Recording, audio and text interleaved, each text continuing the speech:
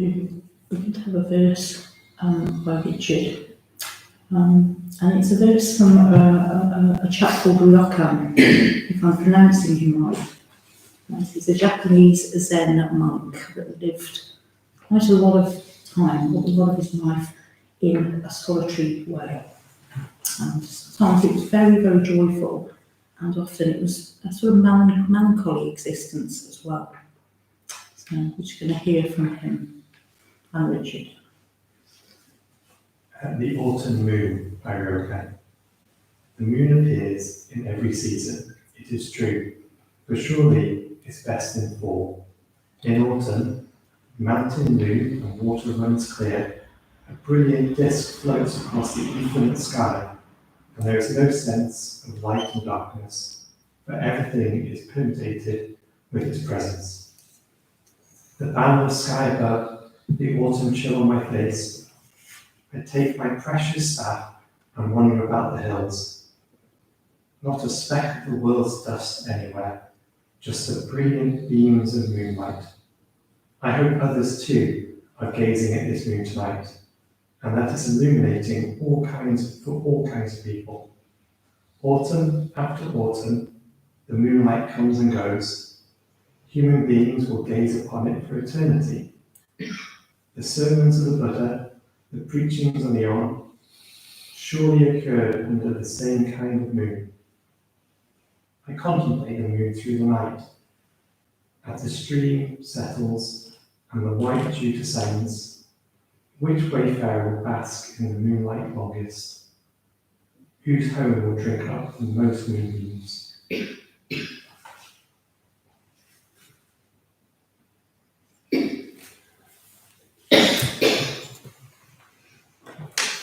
So we're going to hear a few verses from Ryokan tonight, and also some excerpts from Vajragupta's book Wild Awake, which is a really good, accessible book on his experience of solitaries. And I don't find many books written about solitaries. It's an interesting thing, that haven't found too many. Okay. So it's a sort of personal reflection on solitary retreats, and we're all very different. We all have different dispositions. So sometimes solitaries, some people can be blessing and blissful, and others, they can just fill us with dread. You know, the word a solitary retreat. And so there's no right or wrong, and it changes as well. You can change in any moment. Yeah. So I'm going to start just about my early age, so when I was about that big, when I was young. I did really have a disposition of being a solitary creature. I liked being alone quite a bit. I liked being around people, and I was curious of them, but I did quite like to retreat into my own company. And even as a young child, I felt at my most creative. I used to do lots of drawings and lots of writing, and look at the sky and the clouds and watch ants walking along tarmac, and wondered, where are they going? You know, what do they eat? And then I'd see them eat a bit of ice volley, and I'd think, oh, well, that's probably what they eat. But I had a sort of questioning mind, and I tended to be more like that when I was on my own.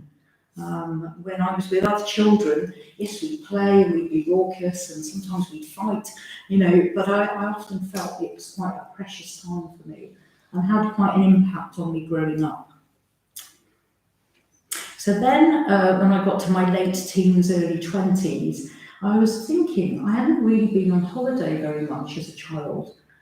Sort of working class, you know, I think we went to Butlins once. It was horrific. Not good. And so when I hit late teens, 20s, I didn't have much money, but I bought an old tent, and I thought, I can catch buses, and I can take this old tent, even if it's just 10 miles up the road, and I can put it somewhere, and I can have like mini holidays. And so that's what I did, and I really enjoyed it. I put these tents, you know, sometimes in people's back gardens, if they've got a big garden and there was a bit of a wood, I'd think, oh, they won't see me, and I'd stay there for 2 months, they'd go the next day. And it was a mixture of sort of excitement and also quite a lot of fear as well, because I was on my own and, there's some kind of vulnerability around that. But I actually also felt very exhilarated that I was able to have a sort of holiday by myself and really sort of connect with nature and really sort of feel like I was in the woods or at the beach. And having quite a limited upbringing, as I say, with regard to holidays, and it was very exciting, until the tent weeks, or somebody sort of said, "What are you doing here? Get off my land," and then it would all go a bit downhill. But I think, I could see a sort of theme coming along.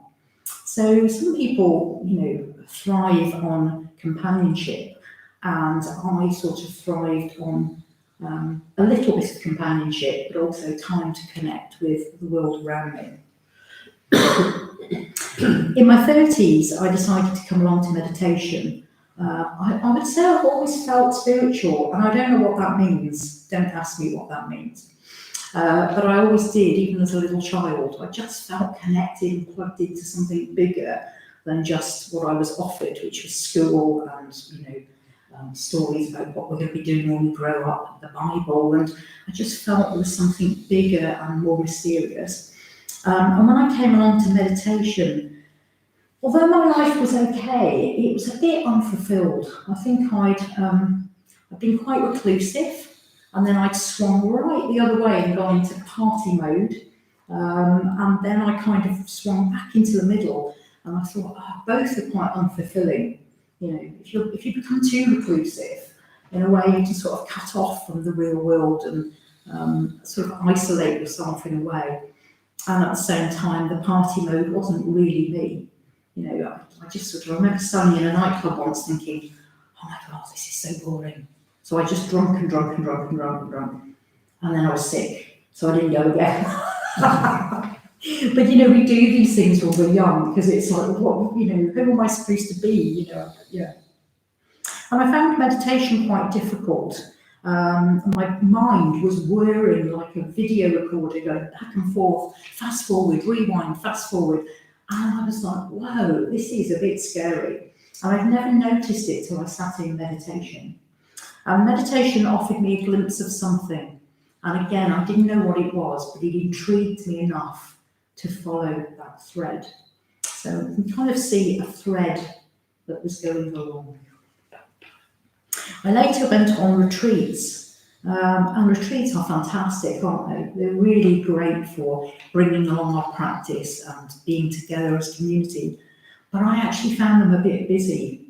They were a bit busy, and there's sort of timetables, and there's lots of people, and we've got to be at places at certain times. And although I really grew, and I wouldn't be where I am now without going on retreat, I did sometimes feel a bit scrambled, and a bit sort of like, oh my God, this is too much.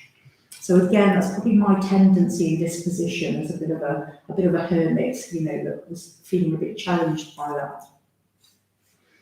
So I'm going to talk about my first official solitary retreat in a minute, but we'll have a verse, and it would be good if Jaya Shraddha could read something out of Vajragupta's book on solitary retreats.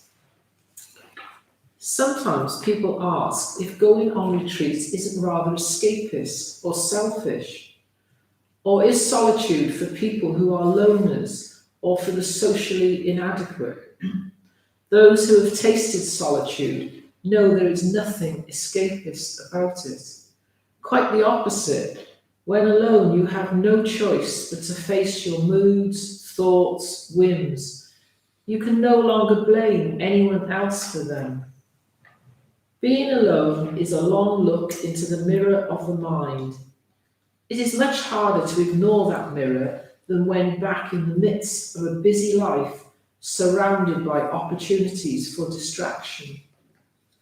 Nor is going away to be quiet and alone necessarily selfish.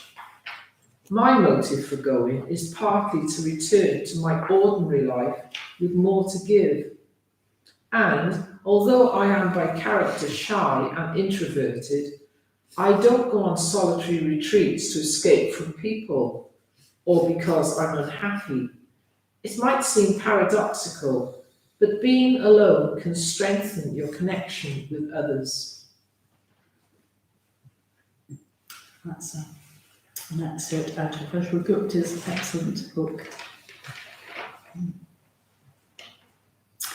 So I first heard about solitary retreats when I picked up an order member called Aloka Vera. He'd been on a retreat somewhere near Bala, and I said, "Oh, I can pick you up afterwards." And I'd never heard of those before. And I picked him up in a little lane in the middle of nowhere, and he looked very refreshed but glad to see me. And he had bits of food that he'd had left over from the retreat. And I think that was the first time I sort of thought, oh, solitary retreats. So I was very intrigued, and I would recommend that if you haven't been on solitary, it's really good to talk to people who take solitary seriously, or order members that have been on solitaries, or anybody in the community, and really talk about it, find out more. Because I think in a way, when I went on my first solitary, it was good to be prepared. It was good to sort of find somewhere that would be suitable to go on solitary, that I would feel comfortable in, and also know what to take, but also in a way not totally fill it with lots of things to do, but kind of not be in a big sludgy sort of doing nothing realm either. So I would really talk to people if you haven't experienced solitaries and you would like to try one. You know, what is it? What do people experience when they're on solitaries? Are they comfortable? Are they scary? Would you be better stopping somewhere where there's a house just down the lane, or would you be better in a cave? You know, so it's all these kinds of things. And I had a couple of good friends in the Buddhist community that I was able to really chat to, you know, and find out more about what they were about. I also, before I went, said, could I meet with you after the retreat? So I went on a 10-day retreat, and it was my first ever retreat on my own. And I thought, if I've got a couple of good spiritual friends to meet with afterwards, I can talk about my experience, rather than just going back to work and them saying, did you have a nice holiday? It's not, it kind of wasn't like that, you know. So it was lovely to know that when I came back, I could talk about it. I decided to go for 10 days in North Wales, and the cottage that I went to was very sparse. You couldn't take the car, you had to park it about a mile away. And I sort of walked down this bank, and I got bit by a horsefly on that arm. And I was very un-Buddhist, because as I went to swipe it, it flew and bit me on that arm. So that was the start of my solitary retreat. So there are sort of things that are unexpected. And when I got there, I felt really excited. You know, I'd got enough food, I'd got enough of everything that I needed. I wasn't going to drive my car, and I didn't want to see anyone, and I didn't want to go to any shops. I just wanted to be totally isolated on my retreat. And the first day, I set about looking for firewood, and I put my lentils and my rice away, and there was a few mice running around, because this cottage was very, very sparse. It didn't have much. It had an old bed, it had an electric cooker, and a portaloo, and that was pretty much it. But it was bliss. So that was my first day on retreat. I took the Survey of Buddhism, the Transcendental Principle retreat was coming up, so I thought I'm going to take Sandra Ashley's thickest book, because for 10 days I will study that book well with no distractions. I will meditate, probably 2, 3, 4 times a day. I will go on walks, and I will eat healthy. I will chant, and I will sit and do nothing. So that was my first and second day, really sort of idealistic, great, really excited. And on the third day, there seemed to be a lot of flies in the cottage. I don't know where they came from. I think they were lying dormant. But they suddenly arrived in a drove, going round and round the light bulb. And they were making a really loud noise. And I still feel a bit emotional today, because they were getting stuck in some of the old cobwebs in the windows as well. So I felt really irritable with those flies, A, for getting stuck in the cobwebs and then making me feel sad, and also them having not a good time at all. But also the irritation of that noise was driving me mad, and I felt real ill will towards these flies. And I thought when I was on my own that nothing would bother me, you know, I'd be away from everything. But these flies, my goodness, I will never forget them. So it just shows that even when we sort of have these ideal conditions, there is always something that we're working with. I think by day 4, I experienced a lot of boredom. And that was the day I think that I thought, oh, actually, do you know what? I might go home, or I might nip into the village just down the road and buy something so I can have a chat with somebody. And it was interesting just watching this sort of exhilaration and joy and freedom and liberation, and this sort of boredom and sort of, what the heck am I doing? This is ridiculous, rising and falling. I slept a lot. I was surprised how much I slept. I'm embarrassed to say. I slept probably the one day an awful lot. And I don't know if that was to do with boredom or I was very tired and I needed sleep.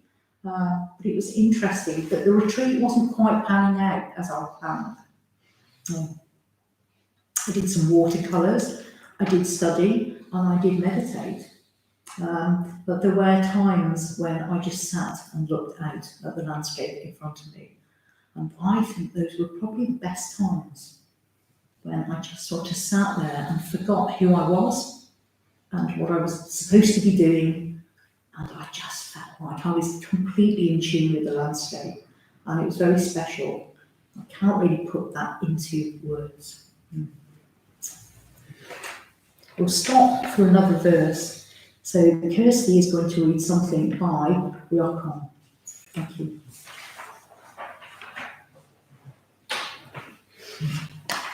Through the still night, in my tumble down hut, I practice meditation draped in my robe, navel and nostril all in a line, ears directly over the shoulders. My window brightens, the moon appears. The rain has stopped, yet the water keeps dripping everywhere. This precious moment, permeated by silence, something known to me alone.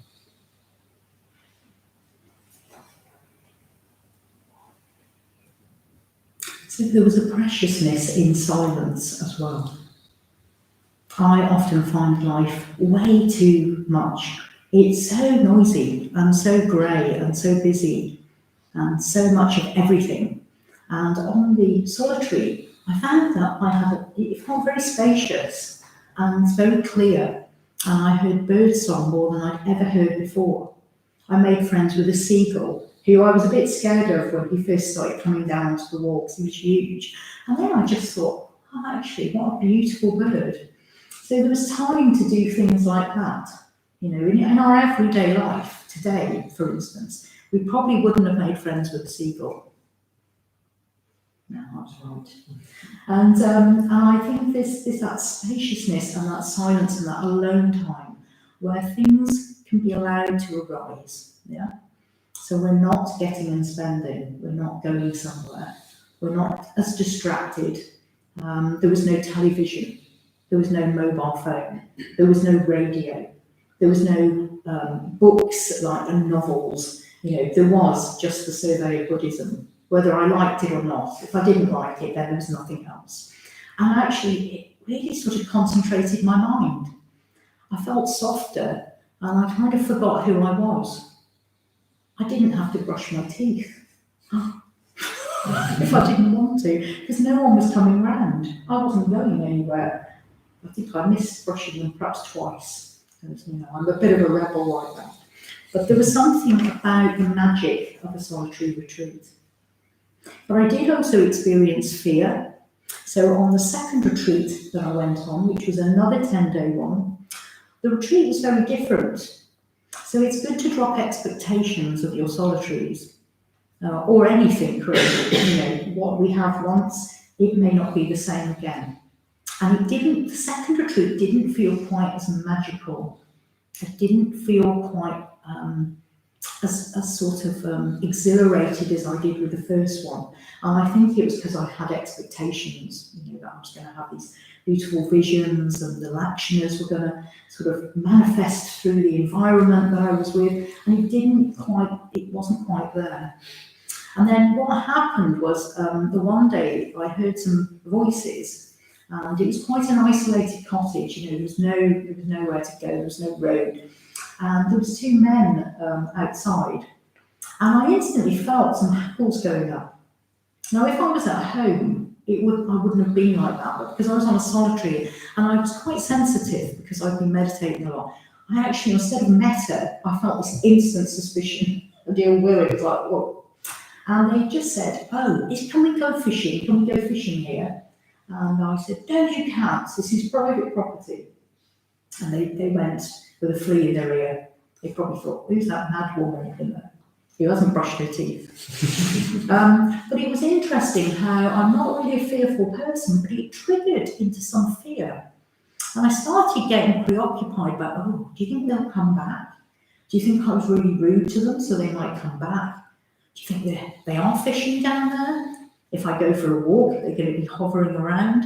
And it was just interesting to watch my mind sort of following this train of thought about these poor blokes that had probably come to go fish for tea. I sort of turned them into sort of, these sort of objects of danger. And they'd probably gone back home, and had fish fingers instead, because I'd spoiled their supper. So sometimes on solitaries, all sorts of emotions can arise. Joy, boredom, sadness. What I did enjoy was time to cry. So I'm not really a crier, but I really enjoyed having a good cry on the solitary retreat. And I don't know why. It just all came up. And it was brilliant. I felt a bit snotty, but it was really good. And I remember saying to a friend once, I said, I don't think you've had time to cry. She was going through a bit of trouble. And I said, I don't think you've had time to cry. So sometimes we need to make time just to feel. We need to make time to feel. Because when we're wrapped up in the world around us and what's going on in the bigger world, which sometimes is horrific, we don't always have time to work it out. We're sort of thinking we're being drawn that way and we're being pulled that way and we're sort of having aversion and craving it. We don't really sit with it enough, and then we move on to the next thing. So my experience of solitary retreats have been really beneficial. But I think because I have a disposition for, time alone, I find them mostly joyful, and sometimes a bit painful, sometimes there's some resistance. But depending on our tendencies and our conditioning or the environment of the retreat where we chose to go to, and how we are in our own heads at the time, they can be very different. So in a sense, it's good to talk about it before you go. Talk about it when you come back. That's my experience. And just really hang loose with what arises. Don't sort of just push it away. Just think, well, that's happening. That's arising in me. And now that's falling away. And now I'm eating lentil dal, very pleasant. And then the next minute I'll be sort of thinking, this is lovely. And then the next minute I'll be feeling a bit sad. But meditation felt very special, actually, as well. I find meditation with others a real help. And I can't get off the hook when I'm meditating with others. I can't think, I've had 20 minutes now, I'm going to go get a cup of tea. But actually being on my own and meditating in good conditions sometimes can feel very mythical, and other things arise. Yeah. So the first retreat, I took this chap with me. Crikey, Milarepa. And again, you could take something that inspires you with you on solitary. It doesn't need to be a Buddhist figure, but for me, it was really important to take Milarepa. He's a sort of representation of freedom, pure liberation, vibrancy, abundance and abundance. And I felt like he was coming with me, and in a way, it was a great pairing. And the second retreat, I took Wrathful Vajrapani. So you can take who you want, but don't take your friend, because that wouldn't be a solitary. Just telling you that, because I've known people who have.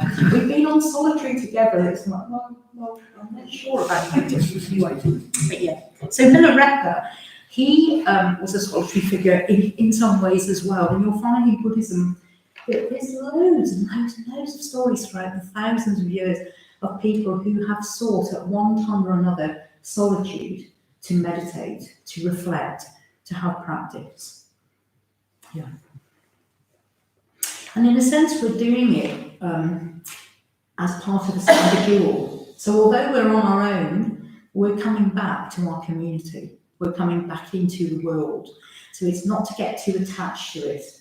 It's not to sort of think, oh, that's it now, solitary retreats, I don't have to hang out with people anymore. Actually, it's sort of in a way, we are coming back to people and we are connecting back with people.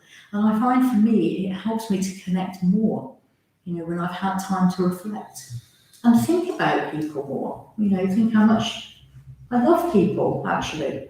And I have to go away to know that sometimes. I do, yeah. So we'll have another verse.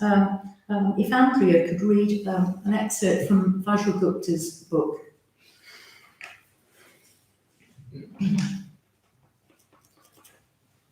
I spent 2 weeks wandering and exploring, also meditating, reading and reflecting, or just sitting with a cup of tea in the doorway of my caravan, looking out at the view. Whilst in the thick of it, close up, life could seem chaotic and frenetic, as if Jackson Pollock was working overtime right inside my head. But with the benefit of space and distance, I started to see more patterns and meaning amid the tangle. I was looking for a fresh sense of what I really wanted to be doing with my life, how I wanted to be, what I wanted to give. I wanted to come alive more fully, to taste how a life really could be. Being alone could help me begin to see the wood for the trees, help to strip away the extraneous. Gave you that delivery. Yes. Extraneous matter, and get to the juicy, sappy essence of what life was really about.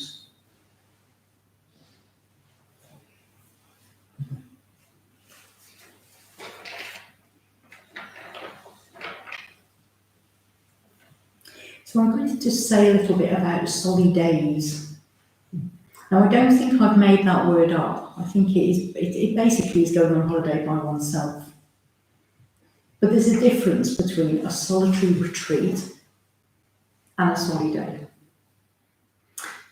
And I like solidays. Quite nice as well. I also like going away with other people. I just need to tell you that, just in case you're not just sort of always away. But I do like a soliday. And a soliday is a kind of holiday for one. But I always often take my trusty furry pug pal Gertie with me. So those that know me well know that I have a super pal called Gertie, and she often comes with me as well. And my mum died probably about 2 years ago, and oh my gosh, the lead up to it was so chaotic. It was such a mess. And it had been like that for several years, really, but it just was getting higher and higher up the peak, to sort of the chaos. And when she passed away, I didn't know how I felt. I wasn't really sure. I kind of felt an immense relief for her, an immense relief in a sense for myself. And I felt that, in a sense, it was a good thing, because she was in her late 80s and she'd really had a tough time. And I got back home, and I remember seeing Heather when I'd just been to see my mum just when she died. And I came out of the hospital and I just thought, I don't know how I feel actually. I'm not sure. And now I've got to drive home and I don't really know. And I saw Heather and it was like, oh, and we had a hug. And I'm not a huggy person, but it was so helpful, so supportive to just have that exchange. And I got home and I thought, oh, now I've got to make tea. And then the dogs have got to go out. And then the neighbour called me and he said, how are you? My car's just broken down. You couldn't give me a lift to the garage, could you? And I just thought, God, my mum died today. So I booked a solly day very quickly. And I went somewhere near Clun in Shropshire, so it wasn't that far. And I took Gertie with me. And there was a very simple cottage. It had a small TV with 3 stations on it, which these days is quite unusual. And I had a really sort of good week. I had time to really just sit and reflect on what had happened, what I needed to do, and how I felt. And I used my phone a few times. You know, I talked to my partner, I talked to the celebrant, I talked to various other people, but I just had that space to just be and go for a little walk. And I think the most exciting thing I did was go to a tea shop about 3 times in that week and just have tea. But giving myself that space and time to practice and time to meditate and time to reflect on death and impermanence was so helpful, rather than if I just stayed at home and got to work and got engaged in everybody else's stuff and just pushed my mum away, you know, pushed my feelings away. And I really felt, and I still do, that I'm all the better for it, you know, by just taking that time to give myself some space, but also not totally isolated, like a solitary, but just being a bit more sort of, you know, lighter with it. But it made a huge difference to how I feel today and how I felt since. So there's benefits from that as well. I also like to go to the coast quite a bit, and I don't do anything when I get there. I just watch the sea. It just comes in and it goes out, and it's dangerous and it's beautiful, and there's something about connecting with nature for no purpose other than just to blend in with it that really keeps me alive and healthy. And in a way connects me with the Buddha. I don't know why, but there's something about the spiritual life, the Dharma life, that connects me when I'm with nature, when I'm sort of surrounded by beauty and greenery and vibrancy and aliveness. And I still feel connected to the Buddha when I'm in the mud, in the concrete, or in the beautiful woods. But there's something about, you know, being in good environmental surroundings that bring joy, that make us more alive. Yeah. So time away offers sort of no plans. It's reflective and spacious, and it connects me to myself as well. I was thinking of that song, that was The King and I, getting to know you, getting to know all. I bet you never thought you'd hear that song in this room. But in a way, we're getting to know ourselves as well. We're getting to know ourselves. And when we get to know ourselves, we can loosen that and just drop ourselves a little bit, you know. So I think over the years, I think I know who I am a bit more. I never really did, or I thought I did, and then I felt a bit ashamed of it, or a bit like, well, I need to be like somebody else. And it's still there, but these times of quiet, these times of solitude, are times when I can do some inner work as well, you know, really work on, my sort of conditioning and what's arising and falling. So we'll have another verse and then we'll stop for tea. So Heather, if you could read an excerpt from Vajra Gupta's book on solitaries. Almost every year since then, I have gone away on my own for a while, for a month if time is allowed, or a couple of weeks, or for however long I've been able to manage. I've been doing this nearly every year for over 25 years now. I go somewhere quiet and close to nature. I try and find a place to stay that is simple, basic, uncluttered. I keep it as free as possible from distraction. I take no computer. I switch off my mobile phone. I don't want a place that comes with a television or the internet connection. I want to spend that time completely alone.